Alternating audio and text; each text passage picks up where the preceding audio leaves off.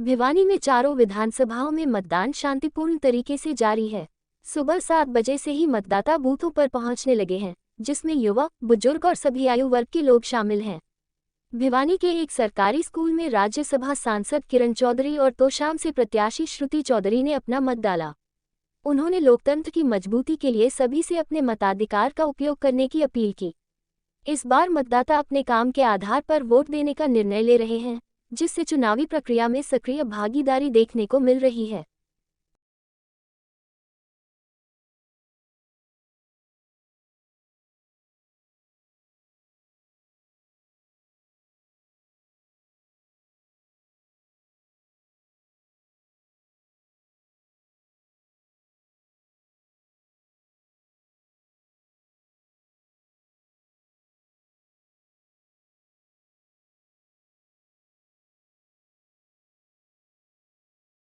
बार केंद्र में भी जो सरकार बनी है और हरियाणा के अंदर वो सरकार भाजपा की बनेगी तो और कल्याणकारी नीतियां जो केंद्र की भी जो हैं वो भी पूरी तरह से लागू होंगी। और ज़्यादातर हमेशा से होता आया है, ये इतिहास है कि जो केंद्र में सरकार बनाता है वही सरकार जो है हरियाणा के अंदर भी आती है। मैडम अशोक तंवर जी, जो आप शैलजा को ले आने के लिए बीजेपी प्रयास कर रही थी, लेकिन अशोक तंवर चले गए।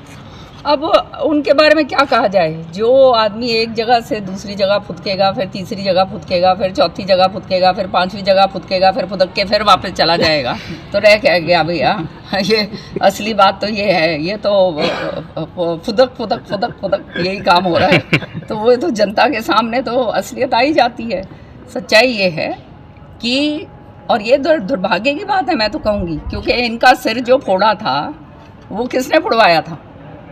जब ये प्रदेश अध्यक्ष थे इनका सिर किसने फुड़वाया था और ये क्यों छोड़ के गए थे, ये इनको याद रखना चाहिए। लेकिन खैर जो भी है वो उनकी मन की बात है, जो वो करना चाहते हैं वो जाने।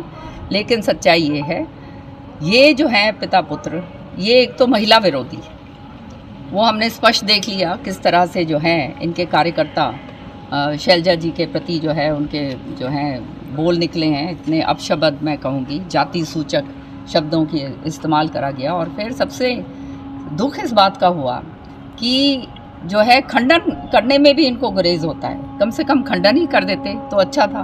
और फिर जो है इनके खुद के सांसदों को आपने देखा है किस तरह से महिला विरोधी बात वो करते हैं। तो आज जो है हर एक के घरों में वही बहू बेटियां हैं, अपनी बीवियां हैं, सबके सब जानते हैं कि गृहिणियों के बिना काम नहीं चलता भैया। और आज जो है 21वीं सदी में जब हम चांद के ऊपर हमारी बेटियां जा चुकी हैं और इस तरह की बातें, जाति सूचक शब्द और महिलाओं के लिए अब शब्द इस्तेमाल करे जाते हैं, इससे ज़्यादा दुर्भाग्य और क्या होगा। मैं तो यहाँ तक कहूँगी कि इनका बहिष्कार पूरी तरह से करना चाहिए। करा है तो निश्चित तौर पे जो तोशाम की जनता है वो हमारा परिवार है और तोशाम हमारा घर है।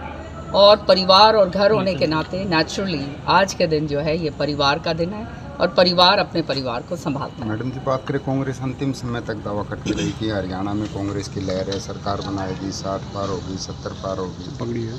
कांग्रेस ने हमेशा से ही ये दावे करे हैं। पहली बात तो ये है कि हरियाणा के अंदर तो नाम निशान अब कांग्रेस नाम का रहा नहीं।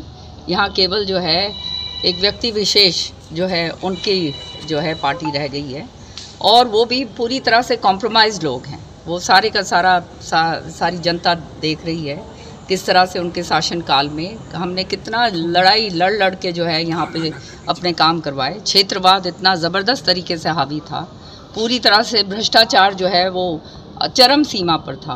और किसान भाइयों को तो अच्छी तरह से ये बात याद रखनी चाहिए कि उनकी ज़मीनें जो हैं औने पौने दामों के अंदर जो है ले अधिकार है।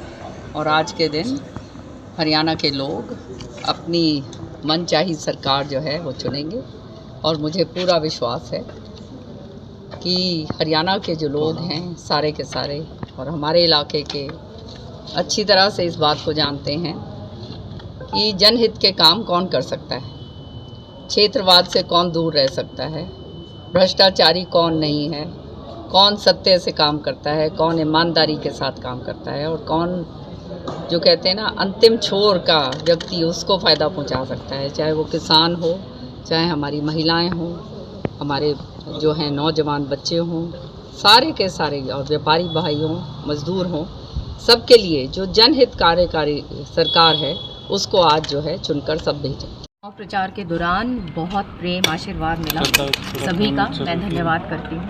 काम कर रहे हैं और आगे भी बहुत काम करेंगे। क्या लगता है मैम, क्या रिजल्ट सामने दिखाई देगा? एक तरफा पूरे चुनाव हरियाणा है, की एक तरफा चुनाव है। लोग जानते हैं धरातल पे काम किसने करे हैं। और जैसे अभी कह रहे थे कि भाजपा की जो नीतियाँ हैं गरीब से गरीब वर्ग तक पहुँची हैं और हाल ही में इतने काम करे हैं, चाहे किसान वर्ग हो, महिलाओं के लिए, नौजवानों को इतनी नौकरियां बिना खर्ची पर्ची के मिली हैं, तो ये सारी चीज़ें लोगों को पता है। और तो शाम में तो बहुत काम करे हैं, गांव-गांव में काम करे हैं।